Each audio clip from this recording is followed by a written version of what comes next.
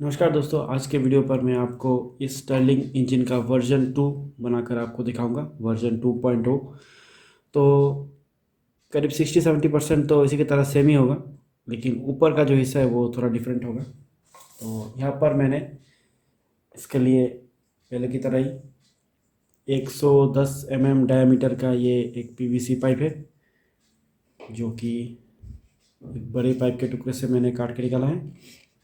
और इसका जो हाइट है पहले से 1 सेंटीमीटर कम है। पहले 4 सेंटीमीटर था, अभी 3 सेंटीमीटर है। और इसके बीच में जो इंसुलेशन है, उस इंसुलेशन का फोम जो है वो भी अब पतला है और ये थोड़ा डेंस फोम है। पहले कम डेंसिटी वाला फोम था, अभी थोड़ा ज़्यादा डेंस फोम है। ये मैंने कहाँ से कट करके निकाला है, तो ये एक पुराना पॉलीस्टाइरीन फोम का पैकेजिंग है, सूप बोल का पैकेजिंग है।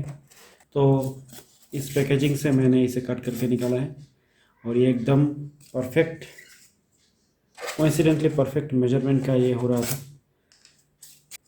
और सेम तरीके से दो एल्युमिनियम प्लेट्स जो ऊपर और नीचे लगेंगी।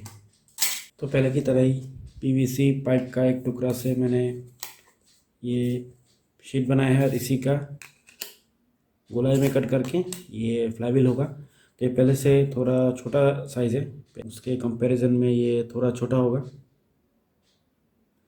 लेकिन इसका वेट थोड़ा ज़्यादा है तो काम चल जाएगा।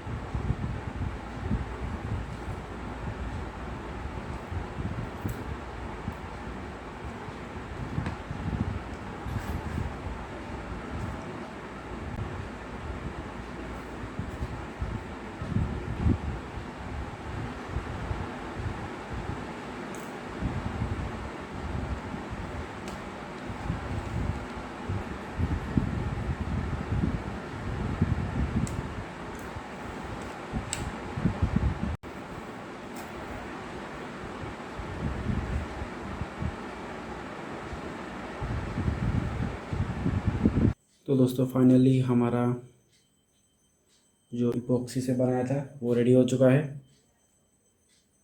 तो पहले तो ये वाला जो है ये हमारा पावर पिस्टन होगा। तो इसे मैंने इस पाइप के अंदर से निकाल लिया है और फिर सैंड पेपर से खींचकर इसे समान कर दिया है। तो अभी ये फ्रीली मूव करता है इसके अंदर से और ये एकदम से सील होता है।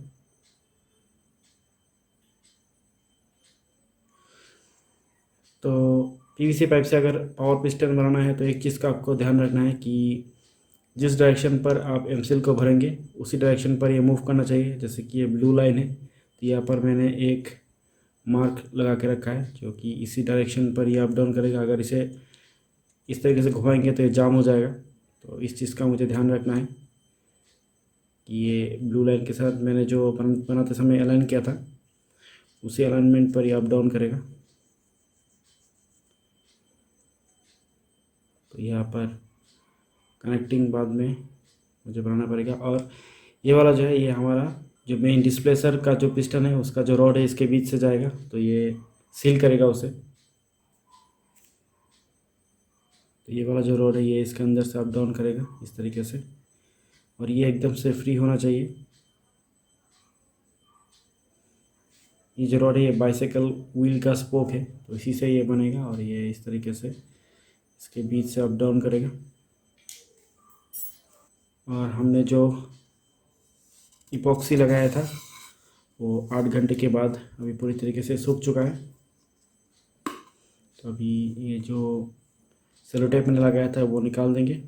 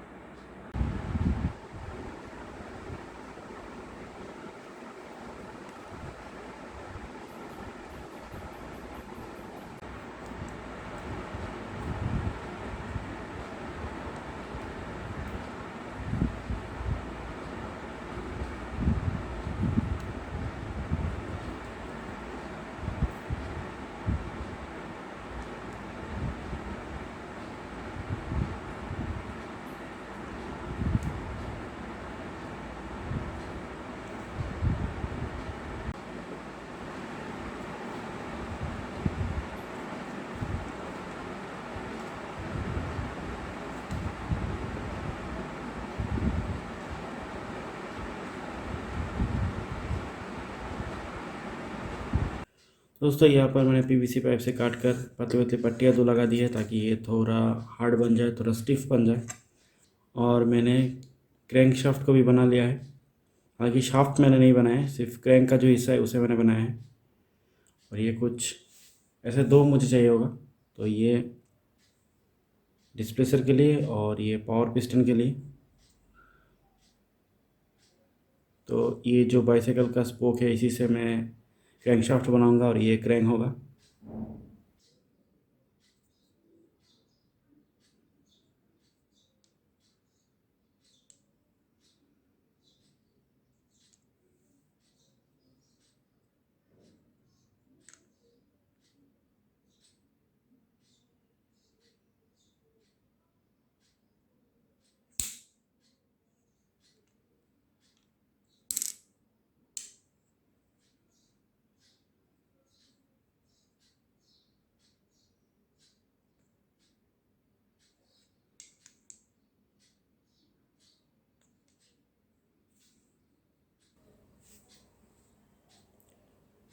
तो दोस्तों डिज़ाइन में थोड़ा चेंजेस है। पहले जो बीच में मैंने डिस्प्लेसर पिस्टन के लिए जो सील बनाया था वो अभी रिप्लेस कर रहा हूँ, क्योंकि ये बहुत ही टाइट है, ये स्मूथली अप डाउन नहीं कर रहा है। तो ये जो रॉड है ये पूरी तरीके से स्मूथ नहीं है। पिछले वाले इंजन में तो मैंने नीडल का इस्तेमाल किया था, लेकिन ये क्योंकि थोड़ा सा लार्जर डायमीटर का है इसलिए ये इस पर अटक रहा है। तो इसे मैं रिप्लेस कर रहा हूँ एक ब्रास के बुश से, जो कि मैंने अभी बनाया है।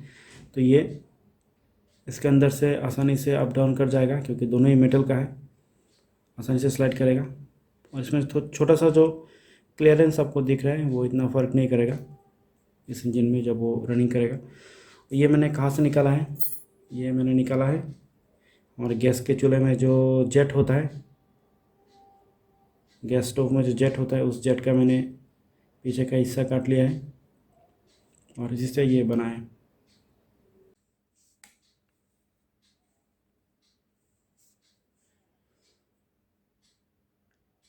तो दोस्तों डिज़ाइन में तीसरी बार चेंज करना पड़ा। तो मैंने जो पिछली बार जो ब्रास का जो हिस्सा मैंने सोचा था जो पीतल का हिस्सा काम में आएगा वो भी काम में नहीं आया, क्योंकि उससे भी लीक कर रहा था। तो इसलिए मैंने ये वाला हिस्सा इस बार बनाया है। तो ये एक एलुमिनियम का बुशिंग है और इसके अंदर ये पूरी तरीके से सील भी हो जाता है और ये एकदम फ्रीली मूव भी कर सकता है। तो इससे ये फ्रीली मूव कर सकता है। तो इसी का मैं अभी इस्तेमाल करूँगा। तो डिज़ाइन में 2 बार चेंज करना पड़ा इसके लिए।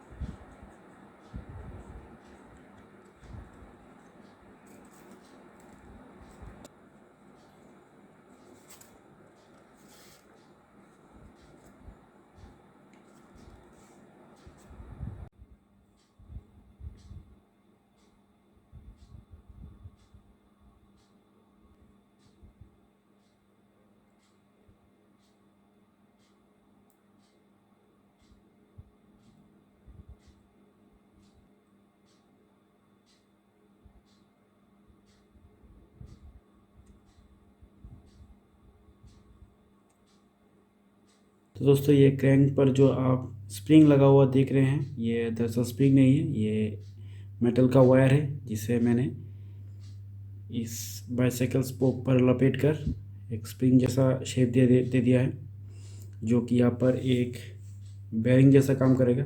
ये देखिए, ये फ्रीली घूम सकता है और ये भी फ्रीली घूम सकता है। यहाँ पर कनेक्ट होंगे ये जो दूसरे रॉड्स है, बेसिकली ये सभी बाइसाइकिल के स्पोक्स है, व्हील स्पोक्स। तो यहाँ पर ये मैं डायरेक्ट इसे चिपका दूंगा इपॉक्सी की मदद से या फिर एमसीएल की मदद से।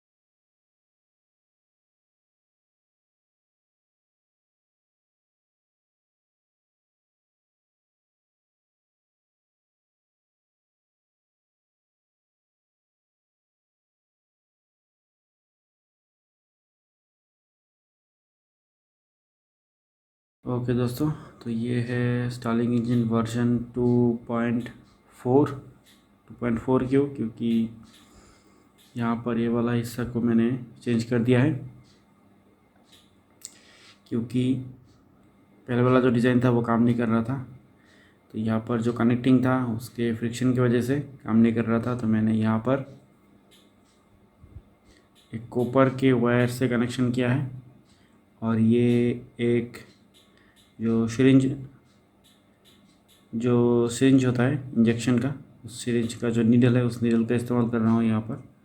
इसके अंदर से कॉपर वायर नीचे जाता है। और हाँ, इधर पे काउंटर वेट भी है पावर पिस्टन के वेट को बैलेंस करने के लिए। तो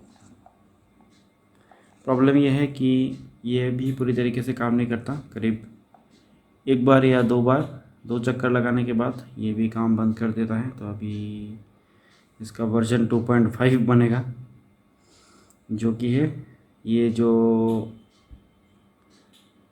कनेक्टिंग है इसका डिस्टेंस को थोड़ा शॉर्ट कर देंगे। इसका डिस्टेंस थोड़ा लंबा है, बहुत ऊपर नीचे हो रहा है, तो इसके डिस्टेंस को शॉर्ट कर देंगे। ओके गाइस, तो अभी मैंने वर्जन 2.5 जो डिज़ाइन था उसका टेस्ट मैंने किया और ये भी काम नहीं कर रहा है। तो अभी भी बहुत ज़्यादा फ्रिक्शन इस पर है। तो फाइनली मुझे लग रहा है कि ये जो ज़्यादा फ्रिक्शन है वो यहाँ पर हो रहा है। शायद मुझे पिस्टन को चेंज करना पड़ेगा। मैंने कनेक्टिंग को भी रिप्लेस कर दिया था और इससे भी काम बन नहीं रहा है। मैं कनेक्टिंग रॉड को हटाकर मैं अगर इसे घुमाता हूँ तो काफ़ी हद तक ये स्मूथ है।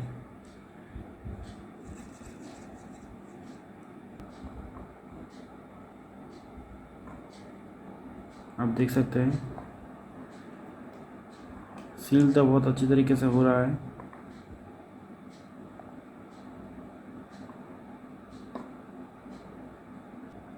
तो नेक्स्ट स्टेप होगा, क्रैंक शाफ्ट को पूरी तरीके से रिप्लेस कर दूंगा और इधर पे डायफ्राम लगाऊंगा। तो ये होगा version 2.6 I guess. Okay guys, तो ये वर्जन 5 था या 6 था मुझे याद नहीं। तो पूरी तरीके से क्रैंक को मैंने रीडिज़ाइन किया था, क्रैंक और क्रैंक शाफ्ट को, और फिर उसके बाद चला के देखा तो ये थोड़ा सा ही चल रहा था। एक बार या दो बार चक्कर लगा के बंद हो रहा था। तो मुझे लगा कि ये जो कनेक्टिंग रॉड है उसे थोड़ा लंबा करना चाहिए ताकि डायफ्राम का प्रेशर थोड़ा मतलब ठीक तरीके से पावर को एक्सट्रैक्ट कर सके। ये पावर डायफ्राम है। तो ट्राई किया तो एक दो बार तीन बार घूमने के बाद रुक जाता है। तो मैं भी आपको इसे चलाते हुए वीडियो दिखाता हूँ, वो देखकर आप समझ जाएंगे। तो अभी डिज़ाइन को दोबारा चेंज करेंगे। तो दोस्तों, बस किसी तरीके से मैनेज किया है इसे चलाने के लिए। फिर भी कभी कभी चलता है, कभी कभी ये रुक जाता है।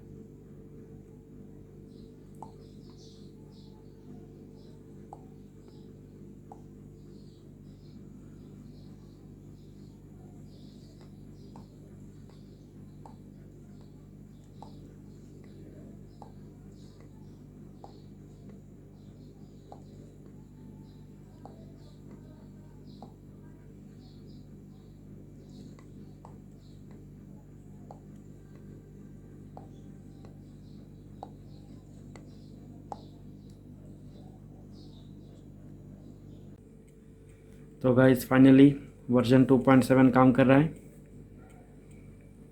करीब 7 बार ट्राई करने के बाद अभी ये चल रहा है। तो इसमें बहुत सारे चेंजेस मैंने किया है, जैसे कि अंदर का जो डायफ्राम है वो मोटा लगा हुआ है, वहाँ पर जो डिस्प्लेसर का सील है उसे चेंज कर दिया है, वीएम सील का बना हुआ है। और ये जो बीच में है वो एक नीडल है और एक धागे के साथ, एक हुक के साथ वो डिस्प्लेसर क्रैंक के साथ कनेक्टेड है। उधर पर जो पावर डायफ्राम या फिर पावर पिस्टन का जो क्रैंक है वो बहुत ही छोटा है, छोटा डिस्टेंस भी होना चाहिए। और डायफ्राम के साथ ये इस तरीके से मूव कर रहा है। और पूरा क्रैंक शाफ्ट क्रैंक पूरा मैंने चेंज कर दिया, अभी वायर से, सिंगल पीस वायर से बना हुआ है। और ये जो ग्रीन कलर का चीज़ है वो वायर का इंसुलेशन है। और इधर पर एक मेटल का प्लेट से एक बेयरिंग बना के मैंने लगाया है। बेयरिंग नहीं, दरअसल ये बुश है, ये स्लीव कह सकते हैं, मेटेलिक स्लीव। पहले इस मोटे पीवीसी से फ्रिक्शन हो रहा था, अभी इससे फ्रिक्शन बहुत घट गया है। तो इसी तरीके से एलटीडी स्टर्लिंग इंजन बनाया जाता है।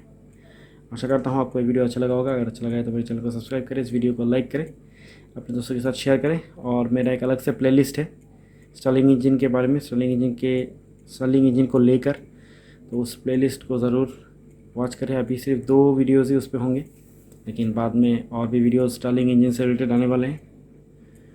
तो अल सी यू सून।